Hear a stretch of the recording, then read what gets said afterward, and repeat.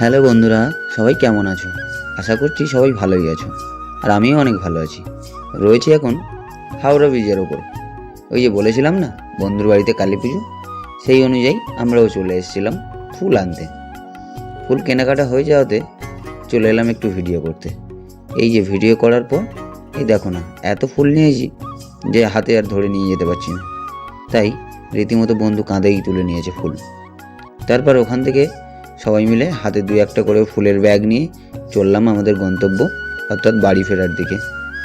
নিয়ে নিলাম ছোট্ট একটি ট্যাক্সি। এত ফুল ছিল যে নিজেদেরই বসার জায়গা নেই, তাই ফুলগুলোকে কোলের মধ্যে নিয়ে কোনো রকম একটা ভিডিও নিলাম। চলে এলাম শিয়ালদা স্টেশন। শিয়ালদা স্টেশনের নিচেই দেখলাম সুন্দর এক প্রতিমা, তাই ভিডিও না করে আর থাকতে পারলাম না। কাল ছিল অমাবস্যা, তাই পুজোর আয়োজন করেছে এরা। তারপর চলে এলাম শিয়ালদা স্টেশন।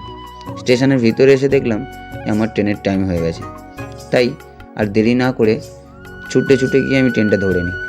ট্রেনের মধ্যে বসতেই যেহেতু একদম ভোর ভোর ছিল, তাই হঠাৎ চোখটা লেগে গেছিলো। তারপর যখন চোখ খুললাম দেখলাম মথুরাপুর স্টেশন। তাই আর দেরি না করে তাড়াতাড়ি আমিও নেমে পড়লাম। ভালো থাকবেন, সুস্থ থাকবেন, দেখা হবে পরের কোনো ভিডিওতে।